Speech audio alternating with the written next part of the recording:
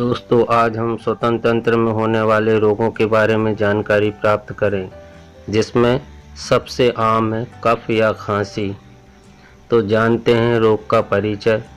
जिस विकार में रोगी बार बार खांसता है और सूखी खांसी आती है या बलगम निकलता है, उसे खांसी कहते हैं। ये दो प्रकार की होती है, एक सूखी खांसी ड्राई कफ, दूसरा कफ खांसी या नॉन प्रोडक्टिव कफ, जिसके अंदर खांसी आने पर बलगम भी साथ में निकलता है। तो जल्दी से जान लेते हैं सूखी खांसी क्या होती है। सूखी खांसी में कफ प्रेषित नहीं होता, बार बार सूखी खांसी ही आती है। कफ खांसी में ऐसा नहीं होता। खांसी आने पर इसके साथ साथ मुंह से कफ भी आता है। तो आइए जान लेते हैं इस रोग के क्या लक्षण हैं। सूखी खांसी। सूखी खांसी में बार बार खांसी आती है, छाती में दर्द होता है, सिर दर्द होता है, गले में भी दर्द होता है और खराश होना, मुंह सूखना, अधिक प्यास लगना, मुंह में कड़वापन, बुखार एवं आवाज़ में बदलाव भी दिखाई देता है। जबकि कफ खांसी में बार बार कफ आना, आलस आना, सिर दर्द, शरीर टूटना एवं सीने में जकड़न भी बहुत ज़्यादा महसूस होती है। तो आइए जानते हैं कफ होने के कारण।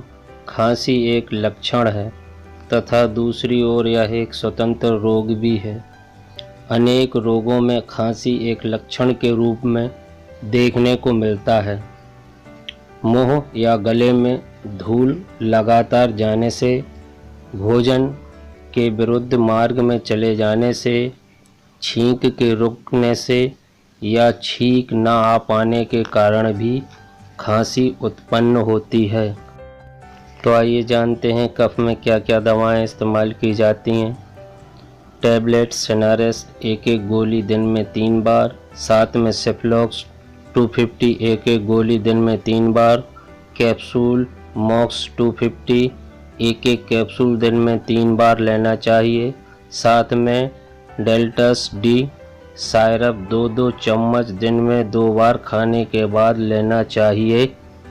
यह बलगम वाली खांसी में उपयोग की जाने वाली दवाओं के बारे में जान लेते हैं। टैबलेट सिनारेस्ट एक गोली दिन में 3 बार लें। टैबलेट सिफ्लॉक्स 250 एक गोली दिन में 3 बार लें। टैबलेट डॉक्सासाइक्लिन 100 एक गोली दिन में 2 बार लें। सभी दवा खाने के बाद लें। ये जानते हैं कफ की सहायक चिकित्सा। विक्स वेपोरब गर्म पानी में डालकर उसकी भाप लें। खांसी में हल्की गर्म चाय अदरक तुलसी युक्त लें। गर्म पानी, नींबू का रस या गर्म पानी में ग्लूकोज मिलाकर दें। पानी की कमी को रोकने के लिए अधिक मात्रा में तरल इस्तेमाल कर